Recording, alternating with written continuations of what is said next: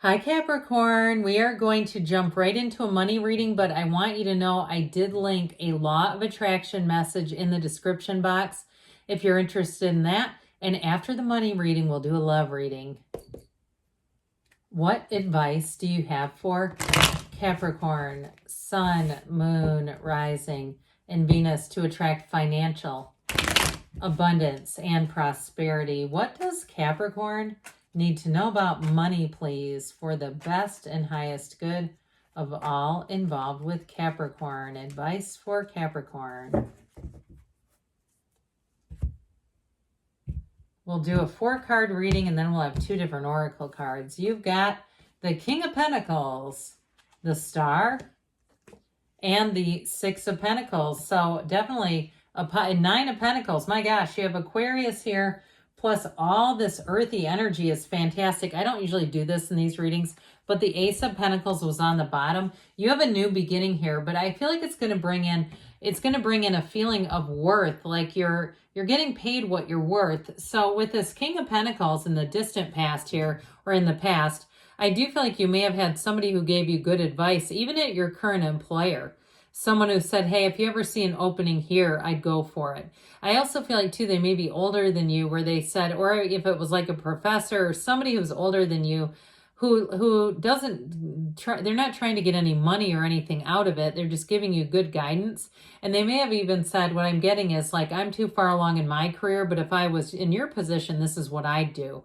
So with this King of Pentacles, I also feel like it represents you, okay? And so those of you, because you're an ambitious sign, those of you that have your sights set on moving, and I mean moving into somewhere that you really, it feels like a dream, like this is really, I don't want to settle for less, no. And so if you kind of went through the housing market and it was a bit tumultuous, you may have just been willing to take your time, because with this, you don't rush. He has the Midas touch. And if you had something too in terms of work, if you work in the business field or something with consulting, you may have had a great idea that brought in quite a bit of money. I get that as well. So with the Star energy here, keep it going. With this, you're connected to Source. So don't forget to meditate and quiet your mind, because it's somewhat of a paradoxical activity in the fact that when we quiet down our mind, our energy and our frequency actually speeds up. And so money is a fast frequency. So we want to speed our own energy up so that we can catch it, so we can be on the same frequency, and that's when it comes in. So with this, you will do great in any interview. They will be, I heard, chomping at the bit to hire you. I don't use that phrase, so if you do, that makes me laugh. Feel free to let me know if that's one of yours. But I feel like they won't be able to wait until you're going to be getting one leg in the car and you're getting an email saying, would you be willing to come back? Or a phone call saying, we'd like to hire you. You're like not even out of the parking lot. And so with the Star energy, it's easy. This is definitely about better times ahead. It is a new beginning for you. And I also feel like too, with the 6 of Pentacles, I mentioned before, this is going to bring in balance. So you don't feel like you're having to work a ton of hours. Even if you made a lot of money with that King of Pentacles energy, I feel like it may have been a bit of a burnout type of position where you're making money, but it was just like, this is just difficult. And there may have been a stressful work environment around you. This brings a lot better balance into things where I feel like you'll be respected too. So if you've had some coworkers who are a bit polarizing, not here. This is like everybody wants to get along. I work with somebody who regularly announces that they're a type A personality, because they don't realize in the A, B, C, D, there's also a C and a D. But anyway, that kind of thing where it's like, I don't need to hear this for the 10th time.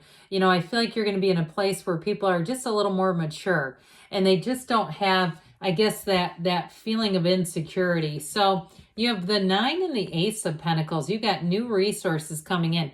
Now, if you are moving, this is like dreams come true kind of stuff. It's a new chapter. Even if it's a job too, though, I feel like it's still like a feeling of, God, this is so much better. And this is exactly what you wanted right here.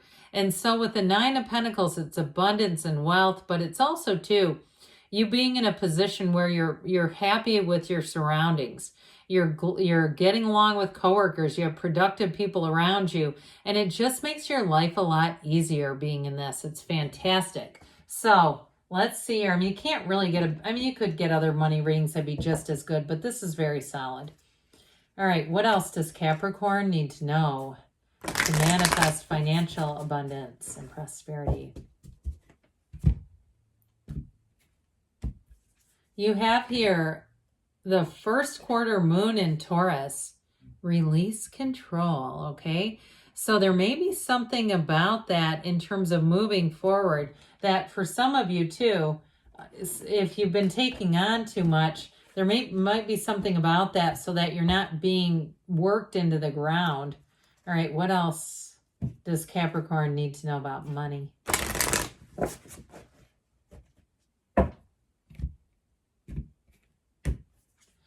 Flowers, be generous. Success and emotional fulfillment are yours. Now, I do get an emotional quality out of this reading, even though it's great for money. I do feel like it's about bringing back in some sort of balance that allows the rest of your life to flourish. So I'd say that's very positive. What else does Capricorn, what does Capricorn need to know about love, please? What advice do you have for Capricorn, Sun, Moon, Rising, and Venus about love? Same setup here, 4 cards with 2 oracle cards, because I love that Moonology manifestation card. You've got the Moon, the Fool, take that leap of faith, and you've got the 3 of Wands. Well, I definitely feel like you're moving into a partnership. The World is your advice, so don't aim for low targets because you might hit them. But I'd want to say with the Moon card here, this is the universe plotting your path to happiness. Now, for some of you, you do have reconciliation. I know some of you are like, oh, blah, no. But I want to tell you, whoever is asking about this person wants to come back around. And listen, they have not stopped thinking about you. And I don't care if it's been 10 years. You may have an opportunity to cross paths, or they may make one. But with this Moon energy, more is going to be revealed. You're manifesting somebody. You have attracted their energy, whether you want them or not. Those of you that are like recoiling from the idea of a past person. But with this Moon energy, it's very balanced. It's really being in a place too of a new cycle that brings in love. It's an evolutionary type of energy. So love evolves, your life evolves, and it's true joy. And so with the Fool energy, you've got the Sun and the Moon. You also have the Sun here. And when the Sun shows up in cards, because there aren't too many that have the Sun, it indicates finding a match. And I'm telling you what, this is the card of joy. This is your hero's journey, your life's purpose. This is a person you are supposed to align with.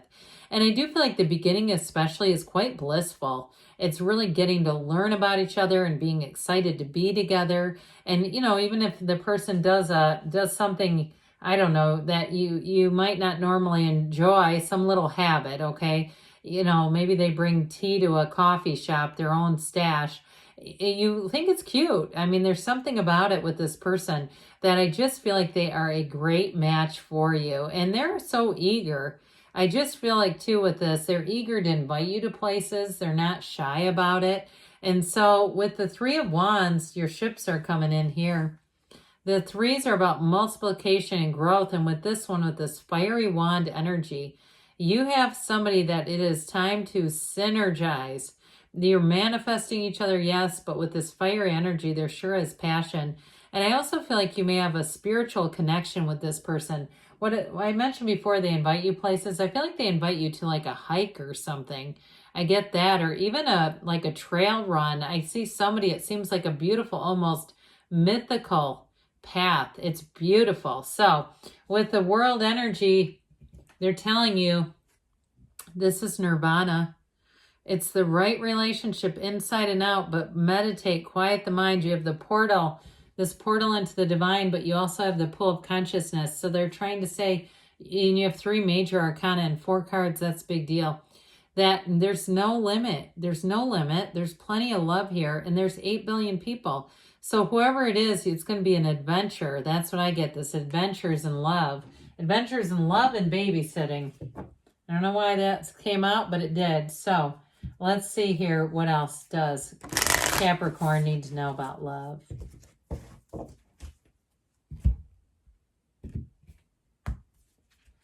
You've got the first quarter moon in Libra. Keep your heart open, okay? So no matter what your position is right now in life, and if you're in a relationship, I don't see it ending, but they're giving you some advice there to keep your heart open and know that there's love here. There's love available. What else does Capricorn need to know about love?